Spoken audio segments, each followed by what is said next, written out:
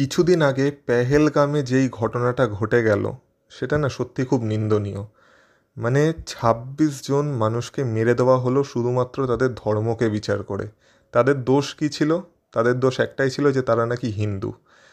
কিন্তু এইটা কি সত্যি কোনো দোষ? আর এই ভিত্তিতে কি কোনো মানুষকে এরকম মানে কোনো মানুষের প্রাণ নেওয়া যেতে পারে? আমার তো এই ঘটনাটা মানে সবথেকে বেশি নিন্দনীয় মনে হয়। এবার আমি না আমার এই চ্যানেলে খুব বেশি সেনসিটিভ ব্যাপার নিয়ে আলোচনা করি না। মানে যারা আমার চ্যানেল এতদিন ধরে দেখে আসছো তারা জানো যে আমি খুব সেনসিটিভ ম্যাটার নিয়ে এই চ্যানেলে আলোচনা করি না, কারণ এই চ্যানেলে আমি চাই যে সবাই যেন আনন্দে থাকে, সবাই যেন ভালো মুডে থাকে। কিন্তু কিছু কিছু ব্যাপার না সত্যি ইগনোর করা যায় না। কারণ কথা হলো আমি এই চ্যানেলে ২০২২ থেকে ভিডিও বানাচ্ছি। এবার এই চ্যানেলে এটা তো আমাকে মানতেই হবে যে বাংলাদেশ থেকে আমার প্রচুর সাবস্ক্রাইবার আছে, মানে অধিকাংশ সাবস্ক্রাইবার্সই বাংলাদেশি। তো এই কারণে আমি এটাও জানি যে বাংলাদেশে মুসলমান ধর্মীয় মানুষের সংখ্যাই অনেক বেশি। তো আমার চ্যানেলেও আমাকে অধিকাংশ যারা দেখে তারা আমার মুসলমান ভাই বোনেরাই দেখে। কিন্তু তবু তাদের মধ্যে কিছু এমন নিম্ন মানসিকতার মানুষ আছে যাদের কিছু কমেন্ট দেখলে না, মানে আগে এই কমেন্টগুলো অনেক পড়তো, এখন আমার ভালো লাগে যে কমেন্টের পরিমাণ কমে গেছে, কিন্তু তবু কিছু এমন কমেন্ট পড়ে যে তুই হিন্দু বলে তোর ভিডিও দেখবো না। কেন ভাই? এই ধর্মীয় গোঁড়ামি আর কতদিন? মানে আমি হিন্দু বলে আমার ভিডিও দেখবে না, ঠিক আছে মানলাম আমার ভিডিও খারাপ হয়, আমার ভিডিও ভালো লাগে না সেই কারণে ভিডিও দেখবে না, এটা একটা কারণ। কিন্তু হিন্দু বলে ভিডিও দেখবে না, এতটাই নিচু মানসিকতা। আর আমার তো এইটা ভালো লাগে যে সেই কমেন্টগুলোর নিচে আমার কিছু বাংলাদেশি ভাই বোনেরাই যারাও কিনা মুসলমান তারা নিজেরাই এই কমেন্টটার নিন্দা করেছে, আর তারা বলেছে যে আমাদের ধর্ম কখনোই অন্য ধর্মকে ছোট করতে শেখায় না। আর এটাই হলো আসল মানুষের পরিচয়। কারণ দেখো, ধর্ম তো মানুষের সৃষ্টি। আর এই যে টেরারিস্টরা অ্যাটাক করছে এদের মাকসাদটা কি? দেখো, জিহাদ কি বলে আমি জানি না, আমি একজন সামান্য মানুষ, জিহাদ যে কি বলে আমি জানি না, কিন্তু আমি এইটুকু জানি টেরারিস্টদের মানসিকতা হচ্ছে এটাই যে এই যে কিছু মুসলমান টেরারিস্ট হিন্দুদেরকে মেরে দিল, মানে ভারতীয় হিন্দুদের মেরে দিল আমাদের, এবার এর ফলে হিন্দুদের মধ্যে রাগ জমবে, তারা আবার ধরে ধরে মুসলমানদের মারবে, তারপর সেই বদলা নেওয়ার জন্য আরও কিছু মুসলমান হিন্দুদের মারবে, মানে এইভাবে একটা দাঙ্গা শুরু হবে, যেটা এই টেরারিস্টদের মূল মাকসাদ বলা যেতে পারে। তো কেন ভাই আমরা এটা কেন করব? তো ব্যাপারটা তো খুবই নিন্দনীয়, কিন্তু আমি বাকিদের কথা জানি না, আমি আমার কথা বলবো। মানে আমার এলাকায় আমার যে ফ্রেন্ড সার্কেল আছে সেইখানে আমার অনেক মুসলমান বন্ধু আছে, অনেক। আর আমাদের মধ্যে তো এই ধর্মীয় গোঁড়ামি বা ধর্মীয় বিভেদ নেই। আমরা মানে সবাই একসাথে আনন্দ করি যে কোনো উৎসবে। আমাদের যদি কোনো উৎসব হয়, দুর্গা পুজো হোক, কালী পুজো হোক বা অন্যান্য যে কোনো উৎসব, আমরা একসাথে ঘুরতে যাই, আনন্দ করি। সেমভাবে যখন তাদের ঈদ হয়, মহরম হয়, আমরা সেখানেও একসাথে আনন্দ করি। তো আমাদের তো কোনো অসুবিধা নেই। আমরা তো বলছি না যে তুই হিন্দু বলে তুই বাজে, তুই মুসলমান বলে তুই বাজে। কিন্তু কিছু মানুষের মানসিকতা এখনও এত নিচে নেমে আছে কেন? এখনও তারা কেন এই অন্ধকারে ডুবে আছে? আরে ভাই, আমাদের ঠাকুর একটা কথা বলে যে ধর্ম তো মানুষের সৃষ্টি, আর মানুষ হচ্ছে সবার উপরে। মানে মানে যাকে বলে মানুষ্য ধর্ম হচ্ছে সবার থেকে শ্রেষ্ঠ ধর্ম। তো আগে মানুষ হতে শেখো না। মানুষ না হয়ে এই হিন্দু মুসলমান এইসব ঝামেলা করার দরকারটা কি? আর যেমন বললাম যে এই টেরারিস্টদের মানসিকতা আমি সত্যিই মানে ভালো করে বুঝি না, এরা কী চায়, কেন চায়, এদের মধ্যে এত ধর্মীয় গোঁড়ামি কেন আছে?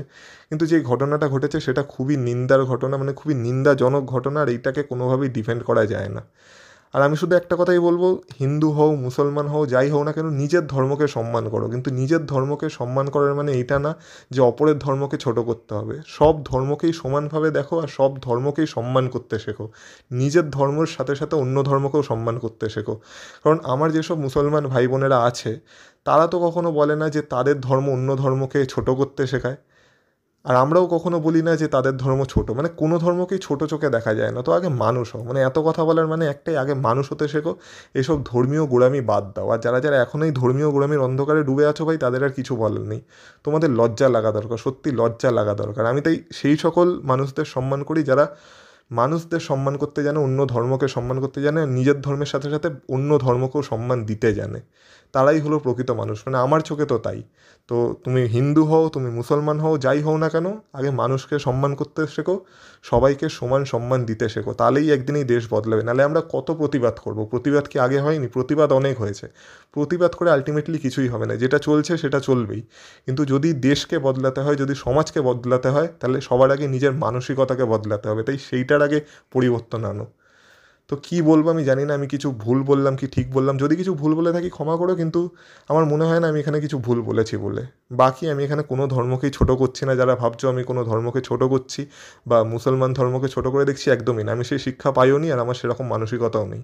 হ্যাঁ, আমি হিন্দু, তাই আমি নিজের ধর্মকেও সম্মান করি, আমি মুসলমান ধর্মকেও সম্মান করি, কিন্তু আমি সেই সব মানুষকে সম্মান করি না যারা কিনা নিজের ধর্মের জন্য অন্য ধর্মের মানুষের প্রাণ নিয়ে নেয়।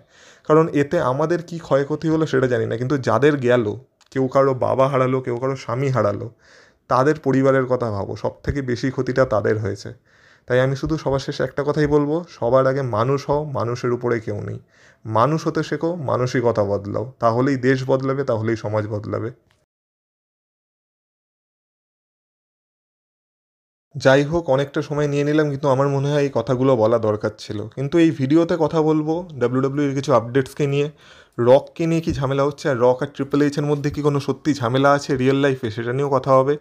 রোমান রিংসের ফিউচার কী হতে পারে সেটা নিয়ে কথা হবে, আর অ্যালেক্সা ব্লিসের ফিউচারের রোল কী হতে পারে সেটা নিয়েও কথা হবে। তাই ভিডিওটা পুরোটা দেখো, স্কিপ করো না, কারণ তোমরা দেখছো Rachel entertainer. So let's start the entertainment.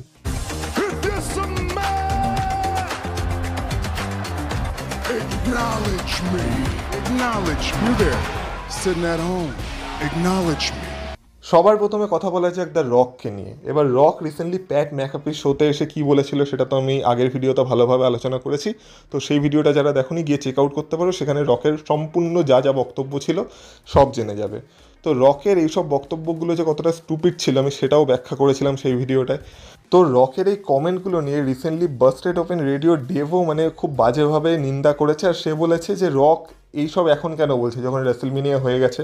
কিন্তু তার মেন যে পয়েন্টটা ছিল সেটা হচ্ছে, রক সব বিষয়ে আমি কেন করছে, যে আমি হলে ব্যাপারটাকে অন্যরকমভাবে দেখতাম, আমি হলে ব্যাপারটাকে অন্যরকমভাবে ভাবতাম, ট্রিপল এইচকে কোনোরকম কোনো ক্রেডিট দিচ্ছে না কেন? কারণ এই মুহূর্তে দাঁড়িয়ে ডাব্লিউডাব্লিউ ক্রিয়েটিভের সমস্ত কিছু তো ট্রিপল এইচই দেখছে। তো যদি কিছু ডিসকাশন হয় তো সেখানে ট্রিপল এইচেরও থাকার কথা, কিন্তু রক কোথাও ট্রিপল এইচকে মেনশন অব্দি করেনি। সে বাকি সবাইকে মেনশন করেছে, কোডি রোডসকে মেনশন করেছে, জন সিনাকে মেনশন করেছে, কিন্তু কোথাও ট্রিপল এইচকে মেনশন করেনি। তাই সে বলছে যে সে ট্রিপল এইচকে কেন ক্রেডিট দিচ্ছে না। আর এই যে পুরো যে তার এই পডকাস্টটা বা যাই বলো না কেন, সেখানে সে খুব রেগে ছিল। তো তার এই ক্লিপটা যখন ভাইরাল হয় তখন সেইটার রিপ্লাইতে রক লিখেছে, hi Dave, the business is a complete work, always has been, always will be, every aspect of it, every match, every interview. Please join me, Cody, Cena, Brian, and the rest of us for our creative discussions so you can expand your perspective. Until then, stop ranting. It's not healthy, my friend. Enjoy the show. আর লাস্টে rock একটুখানি আর কি mood বানানোর কথা বলেছে। তো যাই হোক না কেন, রক এখানে এটাই বলতে চাইছে যে এই রেসলিং বিজনেসে যা কিছু হয়, এমনকি প্রত্যেকটা ম্যাচের সাথে সাথে প্রত্যেকটা ইন্টারভিউ, প্রত্যেকটাই হচ্ছে একটা ওয়ার্ক। মানে রকের মতে রক প্যাট ম্যাকাফি শোতে যেটা করেছে সেটাও একটা ওয়ার্ক, আর সেটাও হয়তো ফিউচারে কোনো স্টোরি লাইনের কাজে লাগবে। এবার দেখা যাক সেটা হয় কি না। কিন্তু বাকি সে বলেছে যে তাদের যে ক্রিয়েটিভ ডিসকাশন হয় সেখানে তাদেরকে জয়েন করতে, মানে কোডি, সিনা, ব্রায়ান এদেরকে জয়েন করতে বলেছে। এখানেও কোথাও ট্রিপল এইচের মেনশন নেই। অনেকে বলছে এই যে দ্য রেস্ট অফ আস বলেছে, এখানে হয়তো সে ট্রিপল এইচকে মেনশন করেছে, কিন্তু ট্রিপল এইচ কিন্তু দেখতে গেলে ডাব্লিউডাব্লিউর ক্রিয়েটিভের হেড, তাকে কিন্তু এইভাবে মেনশন করা যায় না। তো এই কারণে অনেকে মনে করছে যে এই যে সব কিছু চলছে, এই যে রক কোম্পানিকে একটা নিজের দৃষ্টিভঙ্গি দিয়ে দেখছে যেখানে ট্রিপল এইচকে মেনশন করছে না, এটার হয়তো কারণ একটাই যে তার সাথে ট্রিপল এইচের রিয়েল লাইফে কোনো ঝামেলা আছে।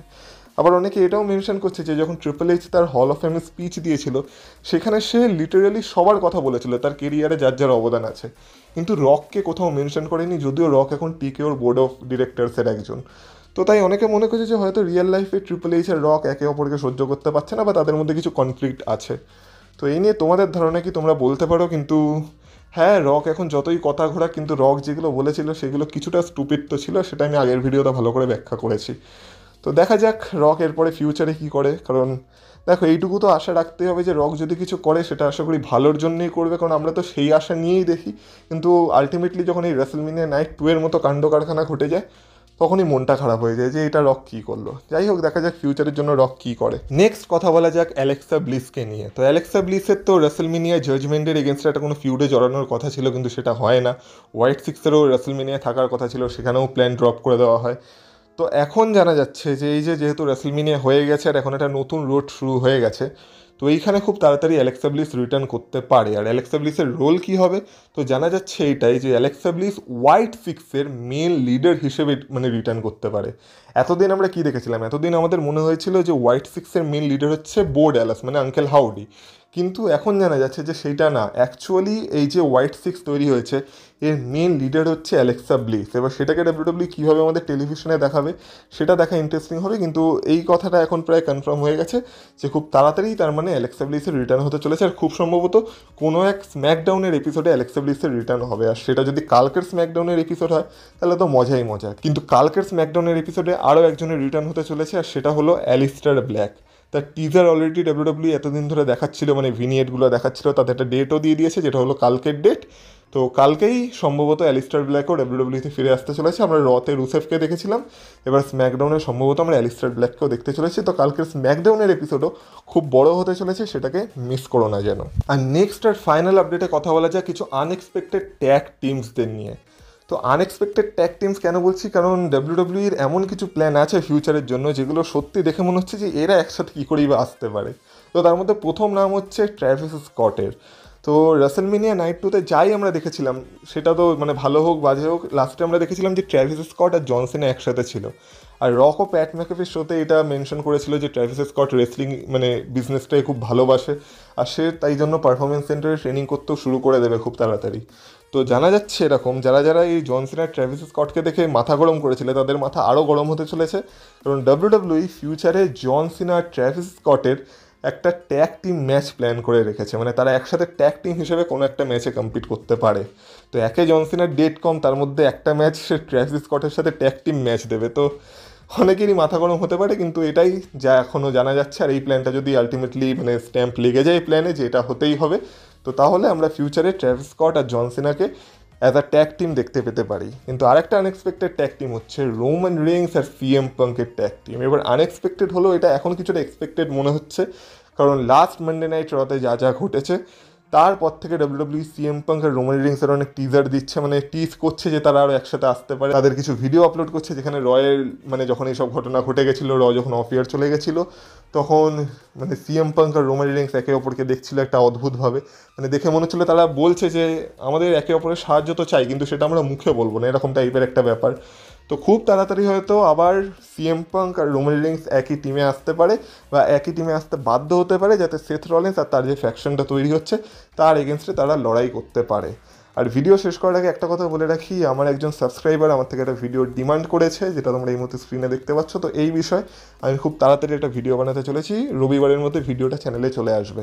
তো যারা যারা এখনও চ্যানেলটাকে সাবস্ক্রাইব করোনি প্লিজ সাবস্ক্রাইব করে রেখো। আর বাকি এই ভিডিওটা যদি ভালো লেগে থাকে এই ভিডিওটাতে অবশ্যই একটা লাইক করে দিয়ে যাও, আর এই চ্যানেলে যদি নতুন হয়ে থাকো তো প্লিজ চ্যানেলটাকে সাবস্ক্রাইব করে দিয়ে যাও।